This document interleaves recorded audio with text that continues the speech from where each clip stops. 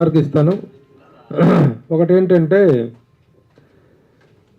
ఇంత గొప్ప జీవితం, ఇంత గొప్ప ప్రస్థానాన్ని గురించినటువంటి వివరాలు, విశేషాలన్నీ కూడా ఒక పుస్తక రూపంలో నిక్షిప్తమైతే అవి భావితరాలకు ఎంతో ఉపయుక్తంగా ఉంటాయి, ఆదర్శప్రాయంగా ఉంటాయి అనేటువంటిది మనందరికీ తెలిసినటువంటి విషయమే. కానీ అది ఎవరు చేస్తారు?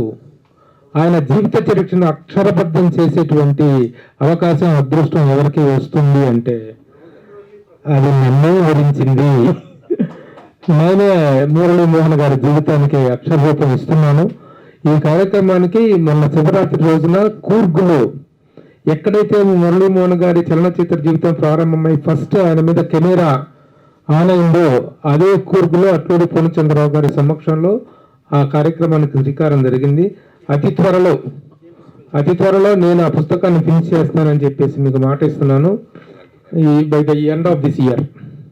ఇప్పుడు మనం జూన్లో ఉన్నాము, జూన్ ఎండింగ్లో ఉన్నాం. ఈ ఎండింగ్ కల్లా ఆ పుస్తకాన్ని అందజేయగలనని చెప్పేసి తెలియజేస్తూ ఇంకొక గొప్ప విషయం ఒకటి చెప్తాను, చిన్న ముచ్చట ఒకటి చెప్తా. ఇప్పుడు మామూలుగా ఫారిన్ కంట్రీస్లో ఈ సాంస్కృతిక సంస్థల వాళ్ళు, రకరకాల సాంస్కృతిక సంస్థల వాళ్ళు ఇక్కడ నుంచి సినిమా యాక్టర్లను తీసుకెళ్ళిపోయి అక్కడ సన్మానాలు చేయటం, ఉగాది వేడుకలు, ఉగాది పండుగలు, లేకపోతే పురస్కారాలు, అవార్డులు చేస్తుంటారు కదా. అలా తీసుకెళ్ళినటువంటి ఒక సంస్థ ఒకటి దుబాయ్లో ఒకటి ఉంది, అబుదాబిలో. ఆ కుర్రోడు నాకు చాలా తెలిసిన కుర్రోడు, 12. మీ రోజు ఇలా తీసుకొచ్చి ప్రతి సంవత్సరం తీసుకొచ్చి ఈ విధంగా కార్యక్రమాలు నిర్వహిస్తుంటారు కదా, మీకు మోస్ట్ కంఫర్టబుల్గా ఫీల్ అయిన వ్యక్తి ఎవరు అంటే? ఎందుకంటే వీళ్ళని తీసుకెళ్ళి హోటల్స్లో పెడితే రకరకాల విన్యాసాలు చేస్తుంటారు, రకరకాల గొంతెమ్మ కోరికలు కోరుతుంటారు, వాళ్ళని పీల్చి పిప్పి చేస్తుంటారు. అలా అలా మిమ్మల్ని ఇబ్బంది పెట్టిన వాళ్ళు ఎవరు? మిమ్మల్ని మోస్ట్ కంఫర్టబుల్ జోన్లో పెట్టిన వ్యక్తి ఎవరు అంటే, వ్యక్తులు ఎవరు అంటే, the one and only name I heard is Muralimohan గారు. అతను చెప్పిన మాట, మురళీమోహన్ గారు అన్న దేవుడు అన్న ఆయన మేము తీసుకొచ్చి స్టార్ హోటల్స్లో పెడతాం, ఆయన రేంజ్కి ఆయన మేము గౌరవంగా ట్రీట్ చేస్తాం, కానీ ఆయన వీళ్ళకి అనవసరంగా రూపాయి ఖర్చు పెట్టించకూడదు. వీళ్ళతో బయటికి వెళ్తూ రూమ్కి వెళ్తూ డిపార్ట్మెంటల్ స్టోర్ దగ్గర ఆగి వాటర్ బాటిల్ కూడా ఆయన కొనుక్కెళ్తారని ఆయన డబ్బులతోటి. స్టార్ హోటల్లో వాటర్ బాటిల్ అంటే 400-500 ఛార్జ్ చేస్తారు ఫారిన్ కంట్రీస్లో. అలాంటిది అది ఆ ఖర్చు మాకు ఎందుకంటే డిపార్ట్మెంటల్ స్టోర్లో వాటర్ బాటిల్స్ తీసుకెళ్ళేటువంటి గొప్ప వ్యక్తి అన్న. మేమేం పెడితే తింటారు, ఎలాంటి కంఫర్ట్ ఇస్తే అదిలో ఉంటారు. అలాంటి వ్యక్తులు ఎన్నిసార్లు వచ్చినా పూజించుకొని మేము గౌరవించుకుంటామని చెప్పాడు. ఇంకా వరస్ట్ ఎవరని కూడా అడిగాను. ఒక ప్రముఖుడి పేరు చెప్పారు, ఎందుకు లేదని అమ్మా నన్ను ఇరికిద్దామని అంటారు కదా. సో ఇంత చక్కని వ్యక్తిత్వం, మంచితనం కలిగినట్టు మురళీమోహన్ గారిని మన ఫిలిం క్రిటిక్స్ అసోసియేషన్ ఈ విధంగా సన్మానించుకోవటం అది చాలా వెరీ ఔచిత్యానికి మారాకు తొడిగినటువంటి సందర్భంగా నేను భావిస్తున్నాను. ఇప్పుడు ఈ కార్యక్రమంలో తదుపరి అంశం ఏంటంటే, మురళీమోహన్ గారు వారి స్పందన తెలియజేస్తారు. స్పందన తెలియజేసిన తర్వాత ఓ చిన్న ప్రశ్నోత్తర కార్యక్రమం ఉంటుంది సార్. మీట్ ద ప్రెస్ అంటే అదే. ఆ ప్రశ్నోత్తర కార్యక్రమం త్వరలో ఒక హాఫ్ అన్ అవర్లో ముగించుకొని మీరు ఇప్పుడు మురళీమోహన్ గారి స్పందన. తన వ్యక్తిత్వ శిఖరంగా తనను తాను తీర్చిదిద్దుకున్నటువంటి ప్రముఖ నటులు, నిర్మాత, రియల్టర్, విద్యావేత్త, రాజకీయ నాయకులు, రెస్పెక్టెడ్ పార్లమెంటేరియన్ మురళీమోహన్ గారికి పద్మశ్రీ అవార్డు వరించిన సందర్భంగా ఆయనకి రాష్ట్ర వ్యాప్తంగా ఆయన అభిమానులు అన్ని ఊర్లలో కూడాను సన్మాన కార్యక్రమాలు, అభినందన కార్యక్రమాలు ఏర్పాటు చేయటం అనేటువంటిది జరగబోతుంది. అయితే ఎవరు చేసే కార్యక్రమం ముందు పాత్రికేయులు, మీడియా వాళ్ళు గౌరవిస్తే ఆ గౌరవం తర్వాత అందే గౌరవానికి మరింత గౌరవం ఆపాదించబడుతుంది అనేటువంటి ఒక నమ్మకం ఇండస్ట్రీలో ఉంది.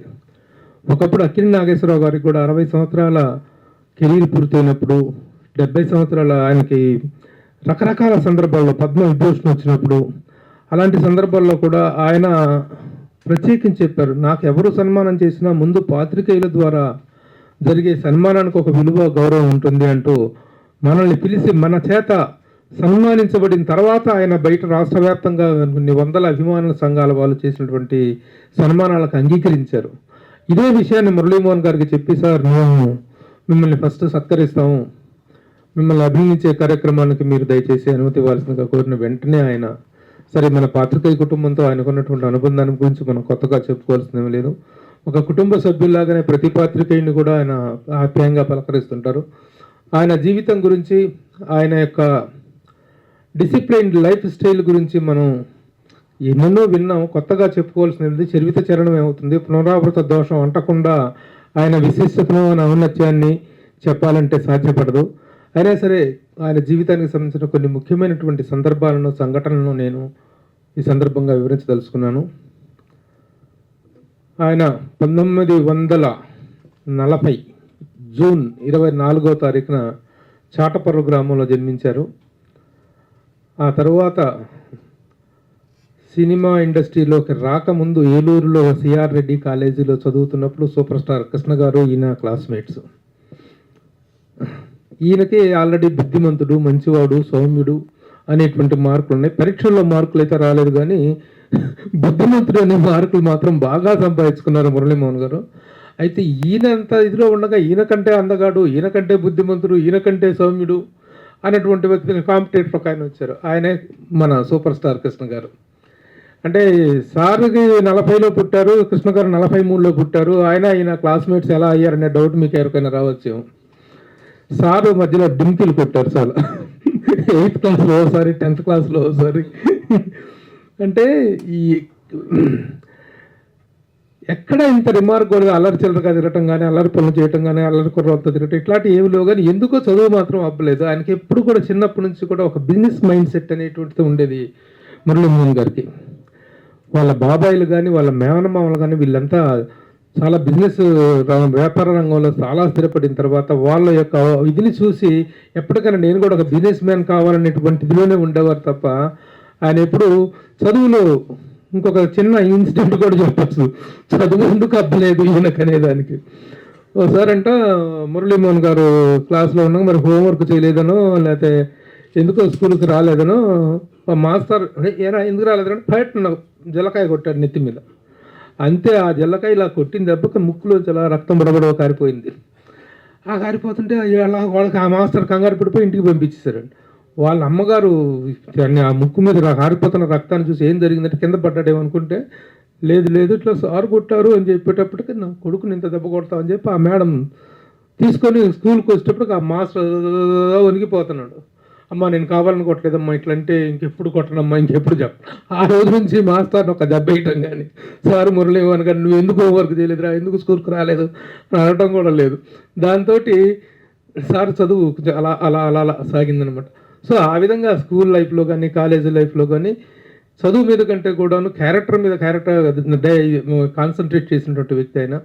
అలాగే బిజినెస్లోకి ఎంటర్ అయిన తర్వాత కూడా విజయవాడలో 1960s ఎర్లీస్లో బిజినెస్ స్టార్ట్ చేసినప్పుడు కూడాను బిజినెస్ అనేటువంటి దాన్ని బిజినెస్గా చూడాలి, ఎక్కడ కూడా మన వ్యక్తిగతమైనటువంటి అలవాట్లకు, వ్యక్తిగతమైన బలహీనతలకు మన యొక్క బాధ్యతల్ని పక్కన పెట్టకూడదు అనేటువంటి ఒక క్రమశిక్షణ ఆ వయసు నుంచి అలవరుచుకున్నటువంటి వ్యక్తి అయినా. అదే డిసిప్లిన్ సినిమా ఇండస్ట్రీకి వచ్చిన తర్వాత కూడా ఆయన కంటిన్యూ చేయడం జరిగింది. సినిమా ఇండస్ట్రీ అనేటువంటిది రకరకాల వ్యామోహాలకి, రకరకాల వ్యసనాలకి బానిస అనేటువంటి అభిప్రాయం కొంతమందికి ఉంది. కానీ ఒక అక్కినేని నాగేశ్వరరావు గారిని, ఒక గ్రేట్ రామారావు గారిని, ఒక మురళీమోహన్ గారిని, ఇలాంటి వ్యక్తులను చూస్తే సినిమా ఇండస్ట్రీ యొక్క గౌరవం, సినిమా ఇండస్ట్రీ పట్ల ఉన్నటువంటి అభిప్రాయం మారుతుంది ఎవరికైనా సరే. అలాంటి ఒక డిసిప్లైన్డ్ వే ఆఫ్ లైఫ్ని అలవరుచుకుంటూ 55 సంవత్సరాల సుదీర్ఘ సినీ ప్రస్థానాన్ని కొనసాగించారు. ఎన్నెన్నో సినిమాల్లో హీరోగా నటించడమే కాకుండా తర్వాత క్యారెక్టర్ యాక్టర్గా మారటం కూడాను ఒక అద్భుతమైన క్యారెక్టర్ యాక్టర్గా చేసి ఒక దేవతండ్రి తిరుపు తీస్తే ఫస్ట్ సినిమాకి ఆయనకి నంది అవార్డు రావటం అనేటువంటిది బెస్ట్ యాక్టర్గా. ఆ తర్వాత నిర్మాతగా 25 పైగా చిత్రాలు నిర్మించడం, ఏ రంగంలో కాలు మోపితే ఆ రంగంలో అత్యద్భుతమైనటువంటి విజయాలు సాధిస్తాయి. ఇవన్నీ ఒక ఎత్తు అయితే విద్యాదాతగా ఆయన చేసినటువంటి వితరణ అనేటువంటిది ఎవ్వరు ఎవ్వరు ఎవ్వరు అందుకోలేనటువంటి ఒక శిఖరాగ్రమైనటువంటి విజయం అది. 1000 మంది స్టూడెంట్స్ని ఒక్కొక్కరికి సంవత్సరానికి 1,25,000 అంటే దాదాపు 5 లక్షల రూపాయలు ఒక్కొక్క విద్యార్థి మీద వెచ్చిస్తూ, ఒక్కొక్క విద్యార్థి మీద 5 లక్షల రూపాయలు వెచ్చిస్తూ 1000 మందిని చదివించారంటే ఆ లక్కేంటి ఒకసారి చూడ అప్పాజీ ఎంత ఫిగర్ అవుతుందో చూడు ఒకసారి. నేనాగా తీసుకెళ్ళాను, నేను తీసుకొచ్చి. అది ఇంకోటి ఏంటంటే ఏది కులాలు మతాలు ఇవి కాదు, దేని చేసినా ఆయన ప్రతి పనిలో కూడా ఒక నిబద్ధత ఉంటుంది, ఒక క్రమశిక్షణ ఉంటుంది, ఒక మున్సూపు ఉంటుంది. ఇంటర్మీడియట్లో 85% మార్కులు రావాలి, డిగ్రీలో ఎంసెట్స్లో కానీ సెట్స్లో 5000 లోపు ర్యాంక్ రావాలి, 5000 లోపు ర్యాంక్. ఈ ర్యాంక్ లోపు వచ్చిన వాళ్ళు, ఇంటర్మీడియట్లో వచ్చిన వాళ్ళకు మాత్రం ఆయన చదివించారు. అది ఏ కులానికి సంబంధించిన వాడు, ఏ మతానికి సంబంధించిన వాడు, ఏ ప్రాంతానికి సంబంధించిన వాడు అనేటువంటి క్రైటీరియా కాదు. ఓన్లీ ప్రతిభకే పట్టాభిషేకం కొడుతూ ఆయన చేసినటువంటి ఆ విద్యా వితరణ అనేటువంటిది ఈ రోజున కొన్ని వేల కుటుంబాలలో, 1000 మంది కుటుంబాలలో ఒక వెలుగులు నింపినటువంటిది. ఈ మధ్య నాకు ఒక చాలా ఆశ్చర్యకరమైన విషయం జరిగింది. మురళీమోహన్ గారిని కలవటం కోసం నేను రెగ్యులర్గా సార్ ఇంటికి ఆఫీస్కి వెళ్తూ ఉంటాను, కలుస్తుంటాను. ఒక లేడీను ఒక భార్య భర్తలు ఇద్దరు వచ్చారు. ఆవిడ వచ్చేసి కాళ్ళకు నమస్కరించి, థ్యాంక్ యూ సార్, మీరు మా ఇంట్లో శుభకార్యం ఉంది, మీరు తప్పకుండా రావాలని ఆశీస్సులు అందుకున్నారు. అందుకున్న తర్వాత నేను అడిగిన ఎవరు సార్ అని చెప్పి, అప్పుడు చెప్పారు. అని చెప్పలేదు, సార్ చెప్పలా, నేను చెప్తానండి అని ఆవిడ చెప్పింది.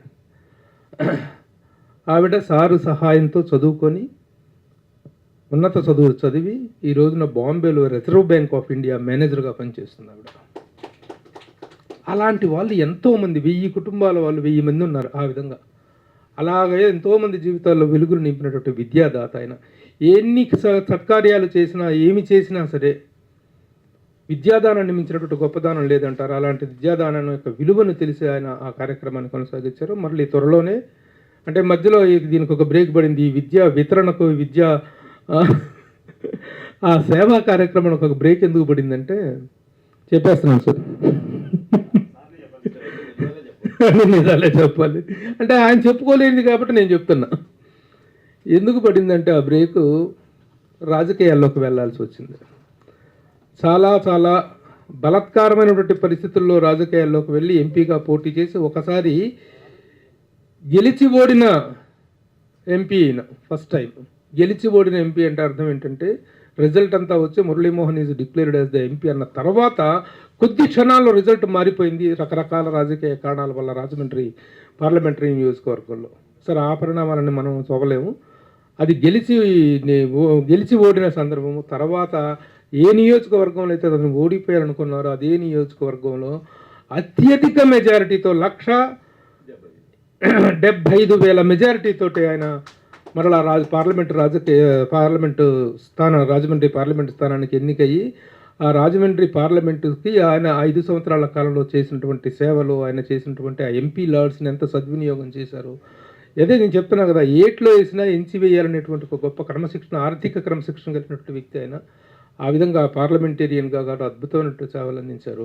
ఆ కారణంగా ఆ రాజకీయాలలో ఎవరైనా అక్కడికి వెళ్ళి బాగా చక్కగా బ్యాంక్ బ్యాలెన్స్లు చక్కగా చూసుకుంటారు, బాగా సంపాదించుకుంటారు, గల్లాలు నింపుకుంటారు. కానీ రాజకీయాల్లోకి వెళ్ళి చక్కగా 100 కోట్ల రూపాయలు సమర్పించి వచ్చినటువంటి వ్యక్తి మురళీమోహన్ గారు. ఆ సంగతి ప్రతి ఒక్కరికి తెలుసు, ఆయన తెలిసిన వారు తెలుసు, ఆయనకు తెలిసిన వారందరికీ కూడా తెలుసు. అందువల్ల ఈ విద్యా వితరణ అనేటువంటి ఒక గొప్ప కార్యక్రమానికి బ్రేక్ పడింది. కానీ దాన్ని కూడా మరలా కొనసాగించేటువంటి ప్రణాళికలు ఆయన రూపొందించుకుంటున్నారు. ఆయన సంతానం కూడా ఎంత గొప్ప పిల్లలంటే, ఆయనకి ఒక కూతురు, ఒక కుమార్తె, కోడలు, వీళ్ళందరూ.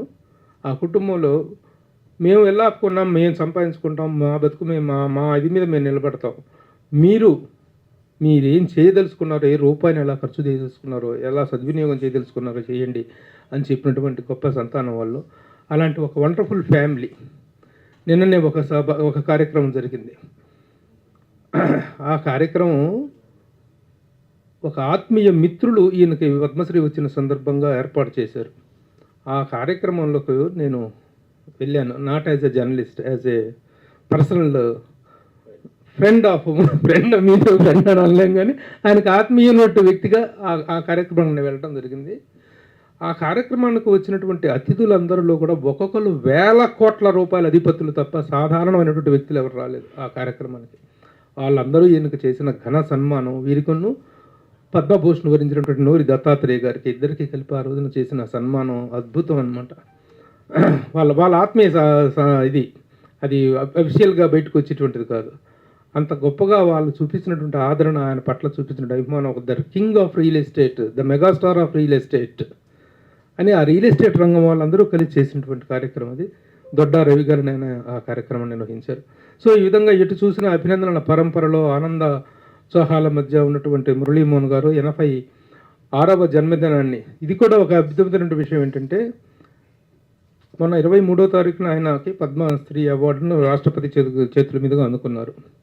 24వ తారీఖున జన్మదిన వేడుకలు ఢిల్లీ నుంచి తిరిగి రావటం. 25వ తారీఖున మురళీమోహన్ గారు కలుద్దాం, అభినందిద్దాం, బొకే ఇద్దాం అంటే ఎక్కడున్నారని ఎత్తుక్కుంటే రమడా హోటల్లో షూటింగ్లో ఉన్నారు ఆయన. 86 ఏళ్ల వయసులో బర్త్డే అయిపోయిన మరుసటి రోజునే షూటింగ్లో పాల్గొనేంతగా హ్యాపీగా ఆయన నిరంతరం అలా పనిచేస్తూ ఉండాలి. నిరంతరం ఆయన యొక్క ఆరోగ్య పరిరక్షణలో ఆయన్ని మించిన వాళ్ళు లేరు. ఒకసారి నేను ఆయన ఒక ఇంటర్వ్యూ చేస్తే ఆ ఇంటర్వ్యూలో ఒక గొప్ప మాట బయటకు వచ్చింది.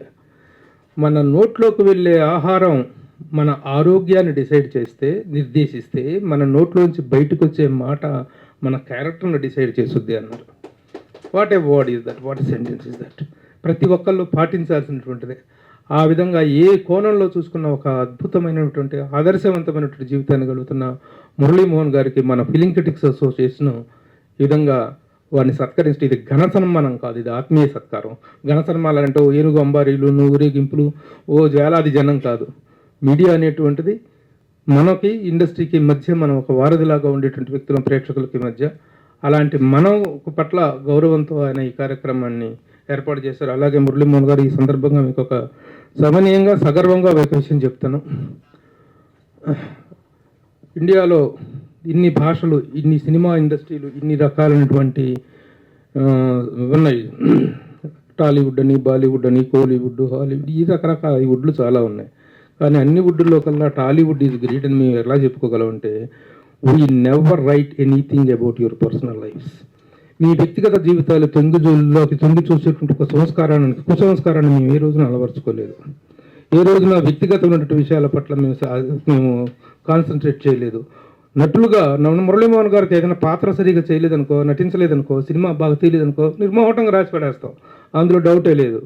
అంతే తప్ప వ్యక్తిగత విషయాలను వాటిని చేయటం కానీ అంటే మనం ఇప్పుడు అలాంటి అనారోగ్యకర ధోరణులకు మన ఫిలిం మీడియా అనేటువంటిది ఎప్పుడూ పాల్పడలేదు. ఈ మధ్య ఏదో సోషల్ మీడియా వచ్చిన తర్వాత కొన్ని అతిక్రమణలు జరుగుతున్నాయి, అది వేరే విషయం. కానీ but from the beginning our self ఇండస్ట్రీకి మనకి మధ్య ఒక ప్రేక్షకులకు మధ్య ఒక వారధిగా ఉండేటువంటి బాధ్యతను మాత్రం మనందరం సక్రమంగా నిర్వహిస్తున్నాం అని మాత్రం సగర్వంగా చెప్పగలను సార్. ఈ సందర్భంగా ఏర్పాటు చేసినటువంటి ఈ మధ్యకాలంలో I also congratulate our film critics association committee for doing wonderful job. ఏ సందర్భం వచ్చినా కూడా ఆ సందర్భానికి తగినట్లుగా రెస్పాండ్ అవుతూ కార్యక్రమాలు నిర్వహిస్తూ, ఇలాంటి అభినందన కార్యక్రమాలు కావచ్చు, ఎవరైనా బర్త్డే వచ్చినప్పుడు కార్యక్రమాలు కావచ్చు, అన్నీ కూడా చాలా చక్కగా టైం టు టైం చేసుకుంటూ వెళ్తుంది మన నూతన కమిటీ. అలాగే ఎంతో కాలంగా స్తబ్దంగా ఉన్నటువంటి అసోసియేషన్లో చైతన్యాన్ని తీసుకురావటమే కాకుండా రిజిస్ట్రేషన్ అనేటువంటిది కూడా చాలా రిజిస్ట్రేషన్ రెన్యూవల్ అనేది కూడా చాలా ఇంపార్టెంట్.